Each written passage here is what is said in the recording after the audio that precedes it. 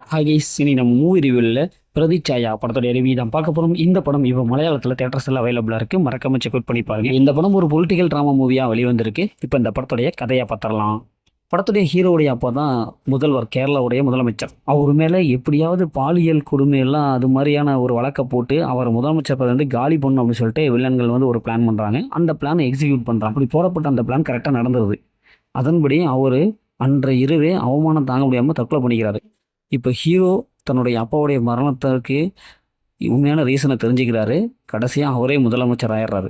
அப்படி ஆகி தன்னுடைய அப்பாவை கொண்டவங்க யாரெல்லாம் பழி வாங்க நினைக்கிறாரு. அப்படி அவர் பழி வாங்கினாரா இல்லையா? இறுதியில் என்னாச்சு?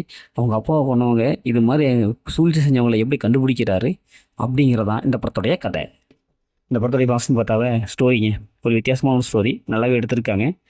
ஒரு அரசியல் கட்சிக்குள்ளார எவ்வளோ பிரச்சனைகள், எவ்வளோ குழப்பங்கள்லாம் இருக்குது அப்படிங்கிறத சூப்பராக காமிச்சிருக்காங்க. அது நல்லாவே ஒர்க் அவுட் ஆகிருக்கு. படத்துடைய ஹீரோ நிவின் பாலி சூப்பரான ஒரு ஆக்டிங் பர்ஃபார்மன்ஸ் கொடுத்துருக்காரு.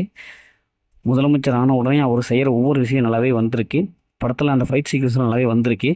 இப்போ அரசியல் சம்மந்தப்பட்ட காட்சிகள்லாம் நல்லாவே ரசிக்க வைக்குது. இன்றைய சூழ்நிலைக்கு எப்படி இருக்குதோ அதுக்கு தகுந்த மாதிரி அரசியல் கட்சிகள்லாம் அந்த காட்சிகள்லாம் எடுத்திருக்காங்க. அது நல்லாவே வந்திருக்கு.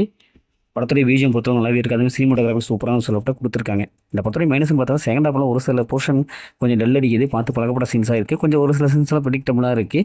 மற்றபடி இந்த படத்தில் பெரிய மைனஸில் எதுவுமே இல்லை. ஹீரோயின் வந்து பேரளவுக்கு தான் வராங்க. ஹீரோயினுக்கு அதிக வாய்ப்பு கிடைக்கல. ஹீரோயின் இல்லைன்னு சொல்லலாம். ஏன்னா அந்தளவுக்கு இருக்குது. இந்த படத்தில் இன்னும் கொஞ்சம் ஓவர் டோஸாக இருக்குமோ, கொஞ்சம் சினிமாத்தனமாக இருக்கிற மாதிரி இருக்குது. அதை கொஞ்சம் கரெக்ட் பண்ணியிருக்கலாம். மற்றபடி இந்த படத்தில் பெரிய மைனஸில் எதுவுமே இல்லை. மொத்தத்தில் இப்படி சூப்பரான இந்த படம் ஒரு ஒத்தான மூவி தான். ஓகே, சினிமா எடுத்து ஒரு புதிய மூவி ரிவ்யூவில் சந்திப்போம்.